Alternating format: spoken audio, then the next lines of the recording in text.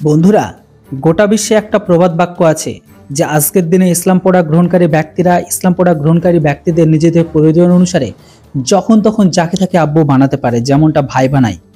এই কথাটা কেন বললাম এবার আপনাদের বুঝিয়ে বলি।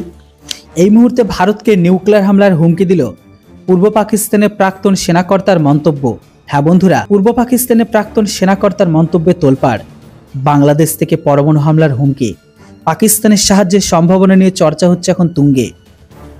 বাংলাদেশের প্রাক্তন কর্নেল এমনকি লিবারেল ডেমোক্রেটিক পার্টির চেয়ারম্যান অলি আহমেদের সাম্প্রতিক মন্তব্য ঘিরে শুরু হয়েছে ব্যাপক বিতর্ক।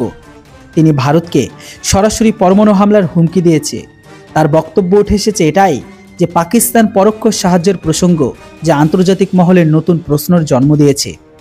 অবসরপ্রাপ্ত কর্নেল অলি আহমেদ জানিয়েছে যে এই মুহূর্তে আমাদের অনেক বন্ধু রাষ্ট্র আছে যাদের কাছে নিউক্লিয়ার বোমা আছে, এমনকি তারা আমাদের সাহায্য করতে প্রস্তুত। ভারত যদি পরমাণু অস্ত্র ব্যবহার করে তাহলে আমরা চুপচাপ কলা চুষব না, এখান থেকেও নিউক্লিয়ার বোমা লঞ্চ করা হবে। এই মন্তব্যে পরিষ্কার যে বাংলাদেশ নিজে পরমাণু শক্তিধর না হলে পাকিস্তানের মতো বন্ধুরাষ্ট্র থেকে সাহায্য পেতে পারে বলে ইঙ্গিত দিয়েছেন তিনি।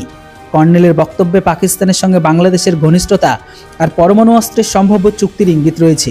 যদিও আন্তর্জাতিক চুক্তি অনুযায়ী পরমাণু অস্ত্রের উৎপাদন, ব্যবহার এমনকি লেনদেন নিষিদ্ধ, তবে বাংলাদেশ এই চুক্তির অন্তর্ভুক্ত।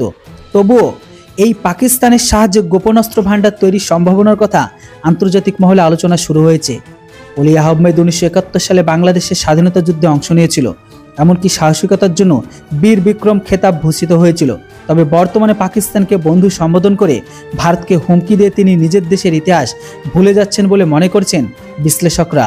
তবে বাংলাদেশের পরমাণু শক্তিধর রাষ্ট্র নয়, তাই কর্নেলের এই মন্তব্য শুধু রাজনৈতিক প্রচারণা আর বর্তমান পরিস্থিতিকে গরম করা, নাকি সত্যি পাকিস্তান বা অন্য কোনো দেশের সাহায্যে তার ইঙ্গিত, তা নিয়ে শুরু হয়ে গেছে কিন্তু বিতর্ক। তবে এই মন্তব্য ভারতের সঙ্গে বাংলাদেশের সম্পর্ককে নতুন করে ভাবতে বাধ্য করেছে। তবে সত্যি পরমাণু অস্ত্রের মতো গুরুতর বিষয় নিয়ে এই ধরনের মন্তব্য কেবলমাত্র রাজনৈতিক উদ্দেশ্য প্রণোদিত, নাকি এর পেছনে কোনো সুগভীর ষড়যন্ত্র লুকিয়ে আছে, সেটা কিন্তু সময় বলবে। আপনাদের কি মনে হয়, আদৌ কি পাকিস্তান, যারা এখনো পর্যন্ত ভারতকে ধমকি দিয়ে আসছে, এদের মতন তারা এখনো পর্যন্ত ভয়ে ভারতের উপর লঞ্চ করতে পারেনি? আপনাদের কি মনে হয় যে পূর্ব পাকিস্তান অর্থাৎ বাংলাদেশ পাকিস্তানের সাহায্য নিয়ে তারা আমাদের উপর লঞ্চ করতে পারবে? কেননা তাদের যা ম্যাপ আর বর্তমান সময়ে পাকিস্তানের যা ম্যাপ, যদি কখনো ভুলে লঞ্চ করেও ফেলে দুটো দেশ, তারপরের দিন নিউজের হেডলাইনে থাকবে এক থা পাকিস্তান, এক থা পূর্ব পাকিস্তান। পরের দিন খুঁজে পাওয়া যাবে কিনা সেটাও সন্দেহ আছে।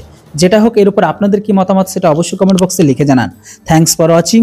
জয় হিন্দ, বন্দে মাতরম।